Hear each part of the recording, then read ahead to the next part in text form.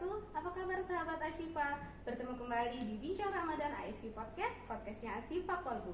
Alhamdulillah, semoga sahabat Asyifa dimanapun berada masih diberikan kesehatan, semangat, keselamatan dan juga umur panjang oleh Allah Subhanahu wa taala dalam menjalani bulan yang penuh dengan berkah ini, yaitu bulan Ramadan. Pada kesempatan kali ini, ASQ Podcast Asyifa Kolbu akan membawakan sebuah materi tentang hak muslim terhadap muslim lainnya. Bersama saya Betty Ambarwati dan bintang tamu kita yang spesial pada kesempatan hari ini yaitu Ustazah Siti Salbia. Baik, assalamualaikum, apa kabar Ustazah? Waalaikumsalam warahmatullahi wabarakatuh. Baik ya. Alhamdulillah sehat. Oke, Ustazah, kita di sini akan menemani sahabat Asyifa dalam menunggu waktu berbuka puasa ataupun menyiapkan menu berbuka puasa supaya sahabat Asyifa ini memiliki referensi atau sahabat Asyifa ini untuk menambah ilmu bagaimana sih cara atau menjadi seorang muslim atau muslimah dalam memenuhi haknya kepada muslim yang lain. Jadi tema kita hari ini Ustazah yaitu hak muslim terhadap muslim lainnya.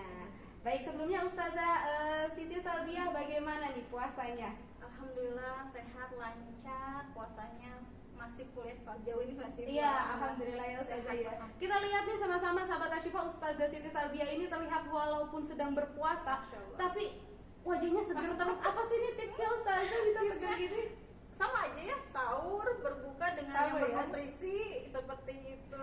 Jangan lupa tadarusnya. Masya Allah. Oh, jadi air wudhu salah satunya ya Ustazah ya. Semakin sering tadarus kan sering megang Al-Quran. Dengan sering megang Al-Quran berarti kita harus dalam keadaan suci. Akhirnya berulang kali berwudhu seperti itu. Subhanallah sekali ya. Jadi salah satunya supaya terlihat mukanya segar, auranya bagusnya itu dengan berwudhu.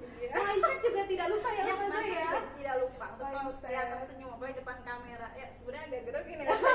Tapi groginya nggak kelihatan ya. Ditonton banyak orang, mungkin bukan sahabat Asyifa aja yang ada di sini. Bisa jadi orang yang selain keluarga Asyifa juga menonton. Iya betul. Mudah-mudahan bermanfaat gitu ya. Amin. Nah, Ustazah kembali ke materi kita nih tentang hak muslim dengan muslim lainnya. Sebetulnya ada tidak sih Ustazah dalam Islam ini yang mengatur tentang hak muslim dengan muslim lainnya, dan ada tidak sih dalil tersebut? Baik, sedikit. Bismillahirrahmanirrahim. Assalamualaikum warahmatullahi wabarakatuh. Waalaikumsalam warahmatullahi wabarakatuh. Alhamdulillah ma ba'du. Allahumma sholli ala sayyidina Muhammad wa ala ali sayyidina Muhammad. Sahabat Asyifa dimanapun sekarang berada, saya akan mencoba menjawab apa yang ditanyakan Bu Betty. Apakah ada dalil tentang hak muslim terhadap muslim yang lainnya? Dalam Islam mengatur begitu banyak hal, bahkan yang sekecil apapun, apalagi tentang hak muslim terhadap muslim yang lainnya. Ada dalam hadis dari Abu Hurairah radhiyallahu anhu, qala Rasulullah sallallahu alaihi wasallam, haqqul muslim 'alal muslim sittun. Idza laqitahu fasallim alaihi, wa idza da'aka fa'ajibhu, wa idza istansahaka fansahu, wa idza 'atasa fahamidallahu fasammithu, wa idza marida fa'udhu, wa idza mata fatba'hu, rawahul Muslim.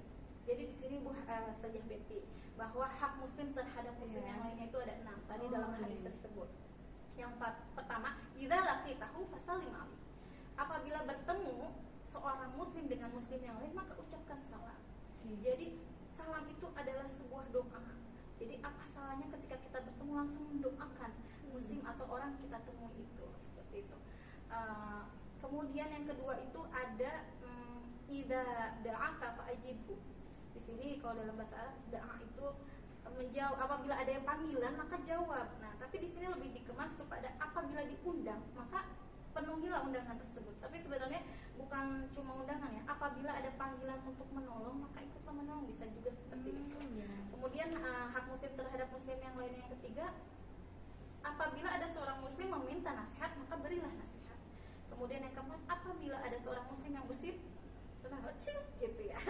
Jadi seperti itu ya. Maka biasanya kita menyebut alhamdulillahirabbil alamin, lalu kita harus memberikan doa kembali. Yarhamu Allah untuk laki-laki, yarhamullah untuk perempuan. Kemudian selanjutnya apabila seorang muslim itu sakit, maka kita jenguklah. Dan apabila yang terakhir seorang muslim itu meninggal, maka ikutlah. Bukan ikut meninggal ya. Bukan ikut serem ya Ustazah ya, bahkan ikut ke kuburannya. Maksudnya ikutlah untuk bertakziah, menyolatkannya, bahkan sampai ke pemakaman selesai. Prosesinya ya Ustazah ya. Karena itu pahalanya sangat besar sekali Ustaz Jabeti. Ya disebutkan dalam hadis bahwa orang yang benar-benar mengikuti orang yang meninggal dari awal pengurusan jenazahnya, menyolatkan sampai meninggalnya, sampai menguburkannya, itu akan mendapatkan pahala ibarat pahalanya seperti gunung Uhud. Allah, berarti memang pahalanya ketika kita bertaziah dari awal kita mengurus jenazahnya sampai kita mengikut menguburkan, itu pahalanya besar sekali ya Ustazah ya. Berarti sebetulnya ada banyak sekali hak muslim yang satu dengan muslim yang lainnya ya. Salah satunya itu tadi ketika sakit kita menjenguk, lalu juga ketika ada undangan. Jika tidak ada halangan kita memang wajib datang ya Ustazah ya. Oke gitu. Kecuali yang tidak diwajibkan datang itu seperti apa Ustazah? Ya seperti ada uzur syar'i. Misalnya ada uzur memang misalnya ada halangan, seperti ada acara lain, atau misalnya sebenarnya ada waktu tapi kalau misalnya ke sana bisa tidak terburu, makanya tidak terburu untuk sampai ke sana. Nah, makanya itu diperlukan adanya komunikasi. Ketika kita diundang tidak datang misalnya, ketika kita bertemu dengan orang yang mengundang kita, canggung gitu ya, jadi apalagi kalau teman Allah nggak gitu. enak. Tapi nah itulah pentingnya komunikasi, bisa lewat WA, memohon maaf atas ketidakhadiran, itu akan lebih mencairkan suasana ketika kita bertemu dengan orang yang mengundang kita, seperti itu. Atau kalau seandainya ketika kita diundang hari Senin, tapi karena kita hari Senin ada keperluan, kita mohon izin untuk bisa tidak kita datang di lain waktu. Itu pun bisa menawarkan diri. Yang penting kan silaturahmi sebenarnya. Memberi kebahagiaan selain doa restu misalnya ya. Silaturahminya juga dengan kunjungannya memang sih kadang orang saya nggak butuh kadonya, hanya doa gitu ya. Aja. Tapi ya silaturahmi itu penting. Ya, jadi bisa di lain waktu ya jika memang dua-duanya sama-sama sepakat. Atau dikomunikasikan supaya nanti tidak ada kecanggungan di antara kita. Kalau udah canggung udah susah ya Ustazah, jadi bingung gitu. Memperburuk ada pertemanan seperti iya betul. Nah, Ustazah, kita membahas tentang hak muslim tentang menjawab salam dan berucap salam Ustazah. Sebetulnya dalam menjawab atau berucap salam itu ada nggak sih kewajibannya atau aturannya ketika seorang muslim itu harus menjawab atau mengucap salam? Baik, sahabat Asyifa, bahwa kita ketahui bahwa menjawab salam itu wajib, dan ketika kita sebagai seorang muslim memberikan salam itu sunnah. Tapi alangkah baiknya kita memberi karena salam itu mengandung doa dengan arti tadi keselamatan bagimu, kemudian apalagi ditambah lagi itu sederhana, sesimpel-simpelnya salam itu assalamualaikum, keselamatan bagimu. Kemudian boleh ditambah lagi assalamualaikum warahmatullahi, keselamatan bagimu dan semoga Allah merahmatimu sama. Kemudian ditambah lagi assalamualaikum warahmatullahi wabarakatuh, keselamatan bagimu, rahmat bagimu dan keberkahan bagimu. Masya Allah, ketika seorang muslim memberikan salam, sesimpel-simpelnya jawabnya salam itu ya assalamualaikum, dan menjawabnya juga assalamualaikum. Tapi ketika kita ada muslim yang mendoakan, alangkah lebih baik ditambah assalamualaikum, waalaikumsalam warahmatullah, assalamualaikum warahmatullah, waalaikumsalam warahmatullahi wabarakatuh, dan waalaikumsalam warahmatullahi wabarakatuh. Harus panjang juga. Jadi karena itu doa. Lalu bagaimana apakah ada tata cara untuk menjawab salam atau memberikan salam? Ini lebih kepada adab saja, Betty. Iya, sering banget ya. Lebih kepada adab ya. Contohnya, yang muda memberikan salam kepada yang lebih tua. Kemudian ketika kita sendiri masuk suatu perkumpulan, kita yang memberi salam kepada perkumpulan tersebut. Nah, di sini ada pengkhususan. Ketika kita memberikan salam kepada sekumpulan orang, maka ketika seorang ada beberapa yang sudah menjawab, maka orang lainnya digugurkan kewajibannya untuk menjawab. Contohnya nih, kita di majelis. Saya assalamualaikum warahmatullahi wabarakatuh. Kemudian sahabat Asyifa ada yang menjawab 1-2 orang, tidak apa-apa. Maka gugur kewajiban salam untuk menjawab salam yang teman-teman yang lainnya, seperti itu. Kemudian ada memberikan salam ketika ada orang yang duduk dan ada orang yang berjalan. Siapakah yang harus memberikan salam? Orang yang berjalan. Orang yang berjalan kepada orang yang kan kita seringnya ya Pak. Kalau lewat rumah tetangga, assalamualaikum Bu Haji, berangkat kerja dulu. Seringnya. Sering juga. Dan ya itu lebih kepada adab saja. Oke, baik. Berarti Ustazah sebetulnya memang salam itu adalah wajib hukumnya bagi umat muslim ya? Ya ketika menjawabnya, tapi Oke, ketika mengucapkannya itu sunnah. Oke, berarti ketika mengucapkan salam itu termasuk sunnah, tapi ketika ada salam kita wajib menjawab. Berarti ini saya juga baru tahu nih Ustazah, ketika kita sedang ada di perkumpulan ataupun di majelis taklim, ketika kita mengucap salam ternyata hanya beberapa yang menjawab dan yang lainnya tidak menjawab, itu semuanya gugur juga ya? Gugur kewajibannya. Gugur Tetapi kewajibannya. alangkah baiknya ya sahabat Asyifa, ketika tadi pertama Ustazah Betty mengucapkan salam, alangkah baiknya sahabat Asyifa di rumah semua menjawab salamnya ya, karena Ustazah Betty sudah dengan baik hati mendoakan sahabat Asyifa di rumah, maka sahabat Asyifa di rumah harus senantiasa memberikan doa kembali untuk Ustazah Betty. Subhanallah sekali ya, berarti sesimpel itu dengan salam kita Masya bisa Allah. mendoakan muslim yang lainnya Ustazah. Apalagi Ustazah Betty ketika ada hadisnya bahwa ketika ada dua orang muslim saling bertemu kemudian saling berjabat tangan, maka Allah akan mengampunkan segala dosa keduanya sampai mereka berpisah dari pertemuan tersebut. Walaupun itu seandainya nih Ustazah, kita lagi bertemu nih agak berjauhan, salamnya kita salam jauh, itu tidak jadi masalah. Tidak jadi masalah. Oke. Apalagi yang kita tidak Tidak bersentuhan gitu ya. Apalagi COVID misalnya. Ya. Makanya ya memang pernah nggak sih Ustazah Betty ketika ada orang yang menyapa duluan dan kita tiba-tiba suasana jadi cair seperti Iya, itu. Nah iya. itu juga cairkanlah suasana dengan salammu ya, Iya, seperti betul, itu. betul. Aja daripada selamat pagi, selamat siang. Betul, Ya. Ustazah. Kita sebagai muslim itu adalah apa ya, icon kita, doa, dimulai dengan doa. Ya, jadi mendoakan orang lain itu tidak perlu panjang lebar dan sebagainya, dengan salam ketika bertemu saja sudah termasuk doa ya. Betul Memang sekali. subhanallah sekali ya. Berarti banyak sekali hak muslim itu yang sebetulnya mudah untuk kita lakukan, hanya saja mungkin kita belum terbiasa saja ya Ustazah ya. Salah satunya adalah dengan salam tadi sahabat Asyifa. Jadi dengan salam tadi kita bisa mendoakan umat muslim tidak hanya satu tapi banyak ya. Apalagi dalam keadaan seperti sekarang ini. Iya, berarti bukan hanya satu orang tapi banyak yang kita doakan. Semoga kerahmatan selalu ada dalam sahabat Asyifa. Nah, sahabat Asyifa, masih tentang salam. Biasanya Ustazah nih, kalau dalam kehidupan sehari-hari kan ada aja ya namanya kita sedang berjalan pergi kemana gitu. Kita menemukan nih ada orang yang menyapa kita nih, Assalamualaikum Ukti. Sekali seperti itu ya Ustazah ya, gitu. Sering dengar. Iya, sering dengar Assalamualaikum Ukti. Lalu juga biasanya suka ada pesan nih, pesan baik DM. itu ya DM, WhatsApp, lalu juga SMS gitu. Awalnya itu hanya mengucap ASS gitu. Maksudnya mungkin untuk menyingkat kali ya, untuk mempermudah atau menyingkat. Tapi bagaimana sih Ustazah hukumnya ketika kita mendengar bahwa ada yang mengucap salam seperti itu, hukum kita menjawabnya seperti apa? Baik, Ustazah Betty. Jadi sahabat Asyifa mungkin pernah mengalaminya ya, apalagi yang perempuan digoda dengan ucapan salam laki-laki di pinggir jalan. Sering Iya, ya, pasti. apa pengalaman Ustazah Betty ini? Waduh, Pengalaman kali. sepertinya pengalaman kita semua seperti itu ya Ustazah. Jadi Ustazah Betty sebenarnya kalau memang ada pria yang mengucapkan salam seperti itu, kita diperbolehkan untuk tidak menjawabnya. Untuk apa? Dikhawatirkan adanya fitnah.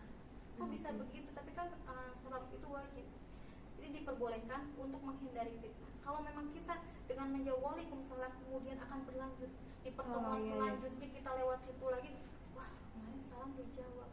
Takutnya akan terjadi lebih dari itu, menggoda yang lain dengan tanpa hanya salam yang sebelumnya, karena sebelumnya sudah dijawab dengan salam itu. Jadi untuk menghindari fitnah lebih baik tidak dijawab atau boleh meninggalkan atau tidak menghiraukan seperti itu saja. Oh, jadi berarti kalau seandainya di jalan kita bertemu, kan kita bisa tahu ya Ustazah mana yang memang betul-betul mengucapkan salam, mana memang yang mengucapkan salam Untuk menggoda gitu. Jadi jika kita bertemu di jalan dengan lawan jenis atau dengan orang lain ketika salamnya hanya untuk menggoda, kita tidak wajib untuk menjawabnya ya. tidak wajib.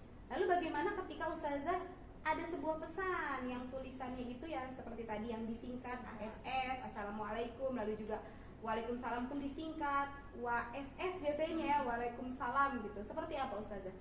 Kalau menurut saya untuk ASS seperti itu dari tulisannya saja sudah salah ya? sudah Oke. salah memang.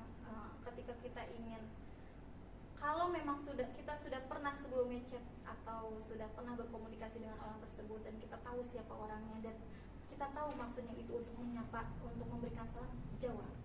Tapi jika memang kita belum mengetahui siapa itu, ya tidak usah menghindari yang sebelumnya. Tapi dengan tulisan ya saya hanya memberikan saran untuk tulisan-tulisan singkat seperti itu lebih baik dipaparkan saja sebagaimana bahasa Arabnya mengucapkan salam orang muslim, assalamualaikum. Ya udah singkat banget dengan assalamualaikum aja sudah singkat menurut saya. Itu pun udah memenuhi arti atau memenuhi doa dari salam tersebut daripada Iya betul, takutnya salah arti ya. Kalau orang yang nggak tahu kan ASS apa nih maksudnya? Mungkin orang Indonesia itu sudah lumrah, tapi kalau misalnya kita bisa jadi itu dari bahasa Yunani atau bahasa Inggris atau bahasa yang lain memiliki arti yang lain seperti itu. Jadi untuk menghindari arti yang lain, kesalahpahaman, lebih baik mengucapkan salamnya memang dijabarkan ya, walaupun sesingkat assalamualaikum gitu.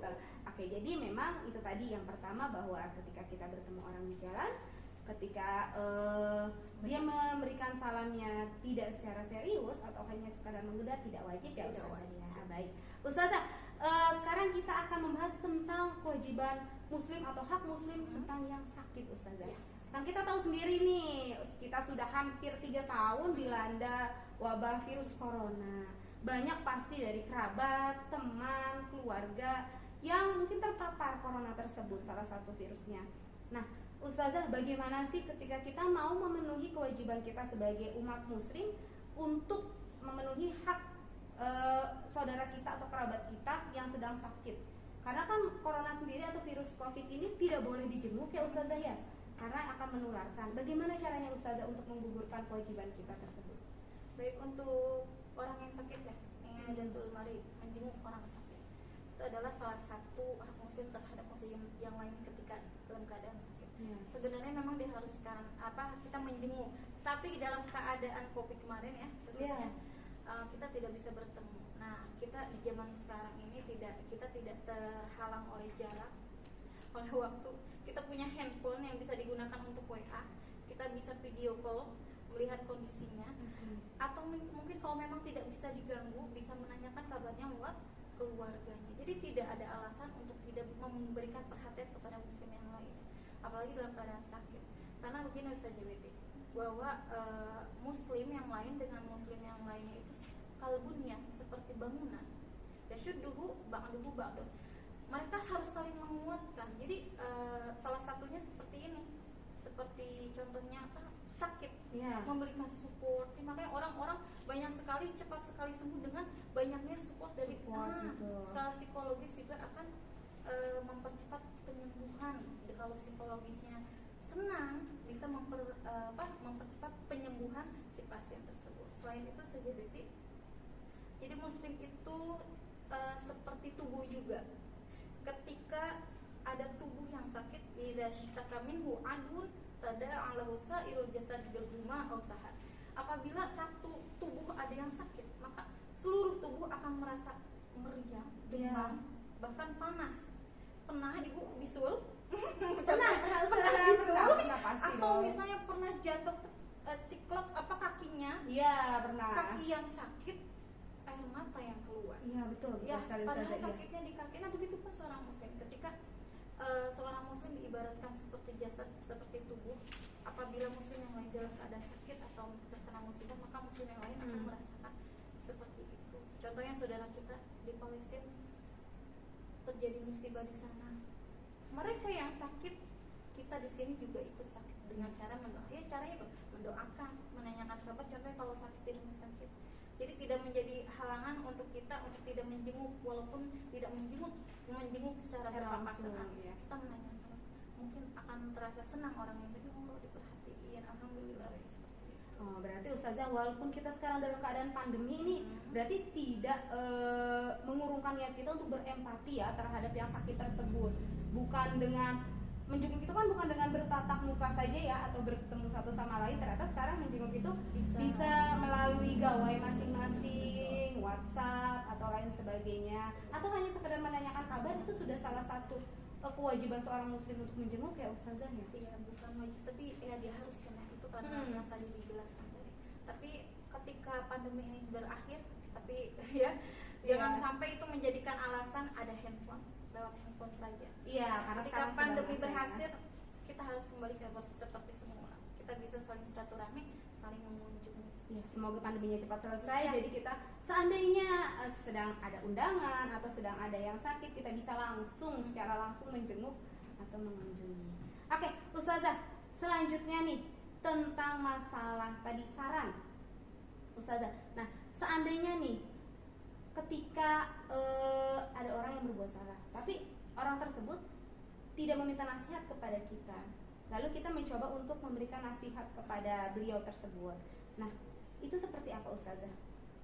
Jadi kan tadi hak muslim terhadap muslim lain, kalau ada yang minta nasihat, berikan nasihat. Kalau enggak ya jangan sebenarnya. Oh, gitu. Tapi bagaimana kalau misalnya hal tersebut dalam kejoliman, ada yang jolim, masa sih kita nggak boleh menasehati? Boleh menasehati tapi dengan cara yang benar. Jadi kita melakukan hal yang benar, jangan sampai dengan cara yang salah seperti itu. Contohnya, kita mencari orang yang berpengaruh bagi orang yang dinasehati tersebut. Misalnya dia melakukan salah, kita memberikan nasihat melalui orang yang akan didengar oleh. Dan contohnya itu, kalau kita tidak diberi nasihat, jangan memberikan nasihat. Kalau memang tidak ada urgensi apapun, orang bisa memberikan akan memberi siapa sih gitu. Oke, betul. Iya, pasti. Jadi jangan pernah memberikan nasihat ketika orang tidak meminta nasihat, kecuali dalam kejoliman. Pakailah orang lain untuk menasehatinya, orang yang berpengaruh baginya. Oke, berarti memang ketika dia tidak meminta nasihat, jangan menasehati ya. Kalaupun memang dia dalam keadaan salah dan dia tidak meminta nasihat, gunakan orang lain yang dekat dengan dia, orang tersebut. Contohnya kita sebagai seorang guru ya, ketika kita punya siswa dan siswa kita perlu nasihat kita, mungkin kita bisa menggunakan orang tuanya. Seperti itu, Ustazah. Iya, untuk menasehati si siswa tersebut ya, salah satunya. Bisa juga teman sebaya ingin sekali menegur temannya, tapi dia takut pertemanannya akan biasanya seperti itu. Akhirnya dia meminta tolong kepada guru untuk memberikan pesan itu. Itu adalah menyampaikan sesuatu yang benar dengan cara yang benar.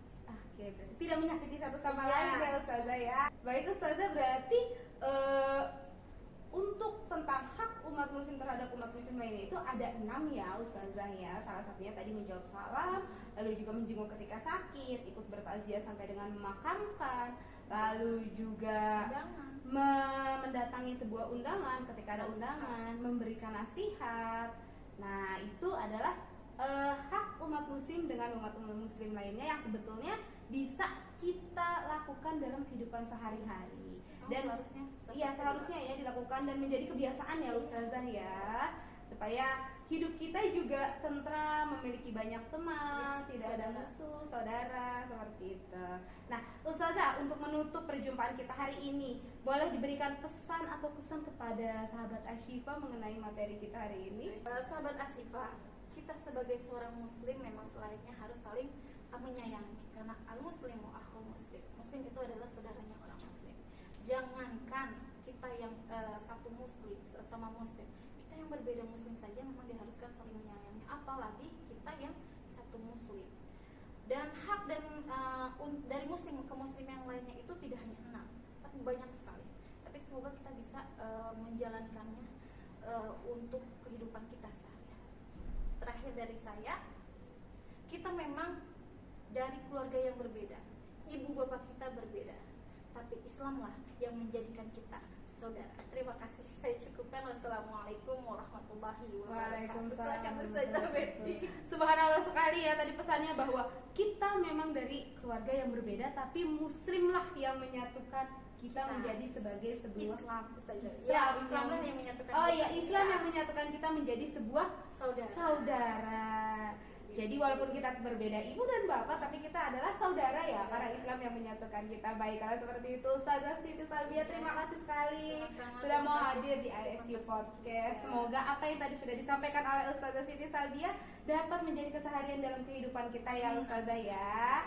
Alhamdulillah, tadi kita sudah mendengarkan bersama-sama sahabat Ashifa tentang hak muslim terhadap muslim lainnya. Semoga apa yang tadi sudah disampaikan dapat bermanfaat bagi kita semua, dan semoga kita bisa menjalankan hak tersebut agar kita bisa hidup lebih baik lagi. Saya Betty Amarwati, mohon maaf jika ada salah kata. Terima kasih untuk pertemuan hari ini, semoga bermanfaat. Wassalamualaikum warahmatullahi wabarakatuh. Selamat berbuka puasa.